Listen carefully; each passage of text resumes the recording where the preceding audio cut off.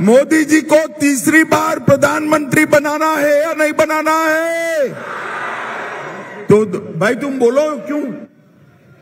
మోదీ గారిని మూడవసారి ప్రధానమంత్రిగా చేయాలా వద్దా? అదే విధంగా 400 సీట్లను గెలుచుకోవాలా వద్దా? तो मेरे साथ दोनों हाथ उठाइए। अरे आप ट्रांसलेशन करो भैया। నాతో పాటు రెండు చేతుల్ని పైకెత్తండి। विजय के संकल्प की मुट्ठी बीजिए। విజయ సంకల్పంతో పిడికిలి బిగించండి और प्रचंड आवाज से बोलिए जय श्री राम। ప్రచండమైన గొంతుకతో श्री చెప్పండి राम, जय श्री राम। मंच पर उपस्थित डॉक्टर कसम वेंकटेश्वरलू जी, श्री चड्डा सुरेश रेड्डी जी,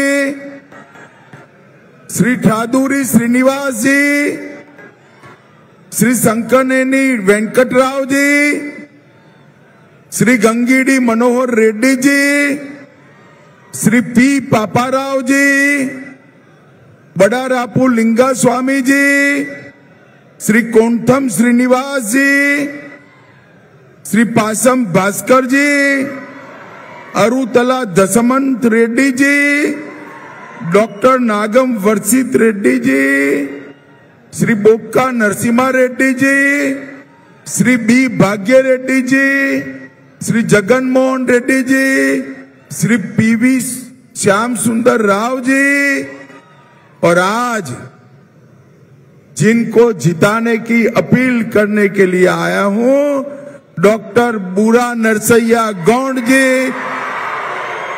जोर से ताली बजाओ नरसैया गौड़ जी के लिए।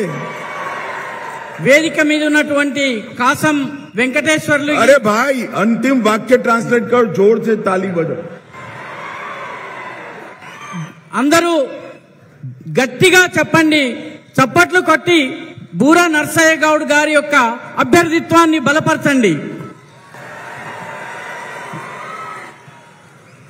और आज पोंगीर की इस विशाल जनसभा में आए हुए प्यारे भाइयों बहनों माताओं और मेरे जिगर के टुकड़े जैसे युवा मित्रों, आप सभी को नमस्कार।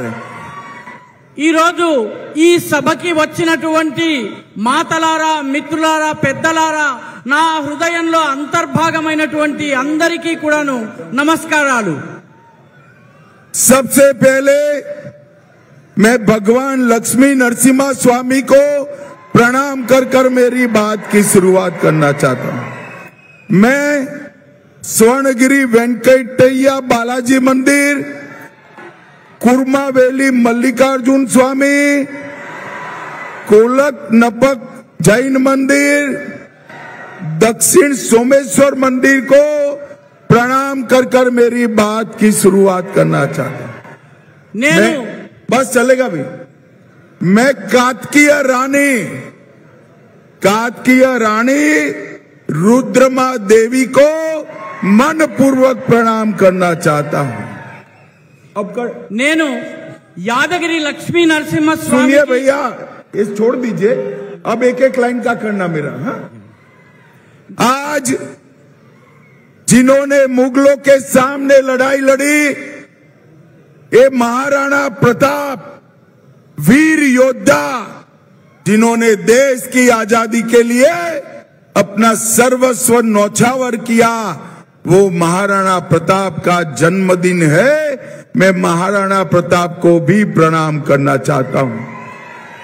ఈ రోజు మొఘలులను ఎదిరించినటువంటి వీర యోధుడైనటువంటి రాణా ప్రతాప్, దేశం కోసము సర్వస్వం అర్పించినటువంటి రాణా ప్రతాప్ యొక్క జన్మదినము, నేను వారికి కూడా నా నమస్సులను అర్పిస్తున్నాను।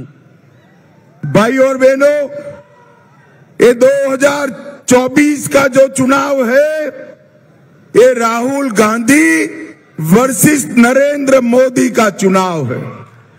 మిత్రులారా, 2024లో జరిగే ఎన్నిక రాహుల్ గాంధీకి నరేంద్ర మోదీ గారికి మధ్య జరుగుతున్నటువంటి ఎన్నిక। ये चुनाव वोट फॉर जिहाद, इसके अगेंस्ट वोट फॉर विकास का चुनाव है।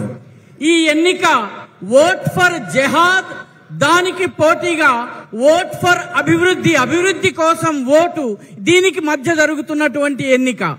ये चुनाव परिवार के कल्याण, अपने परिवार के कल्याण के विरोध देश की जनता के कल्याण का चुनाव है।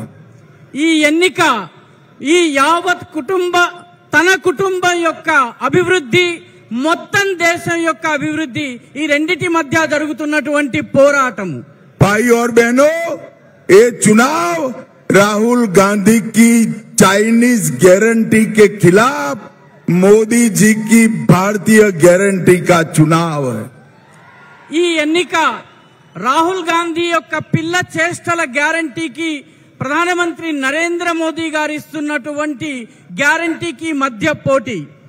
भाई और बहनों, मेरे मंच पर आते ही आपने मोदी मोदी मोदी के नारे लगाए। मैं देश भर में घूम कर आज बोंगी आया हूं। देश भर में मोदी मोदी के नारे लग रहे हैं। 3 चरण के चुनाव में हम 200 के करीब पहुंच गए हैं। अब 400 पार करने के लिए तेलंगाना ने वोट डालना है। మిత్రులారా, ఇక్కడ అందరూ నేను వేదిక మీదకి వస్తున్నప్పుడు మోదీ మోదీ మోదీ అన్నారు। నేను దేశమంతా పర్యటించి వస్తున్నాను, అన్ని చోట్ల కూడాను మోదీ మోదీ మోదీ అన్నటువంటి నినాదం వినిపిస్తోంది। ఇప్పటి వరకు 3 దశలు పూర్తయ్యాయి। 200 సీట్లకు మనం చేరువైపోయాము। ఇక 400 సీట్లను గెలవాల్సి ఉంది। తెలంగాణ కూడా ఈ 400 సీట్లను సాధించడంలో తోడ్పడవలసి ఉంది। भाई और बहनों, 2019 में तेलंगाना की महान जनता ने हमें 4 सीट दी है, मगर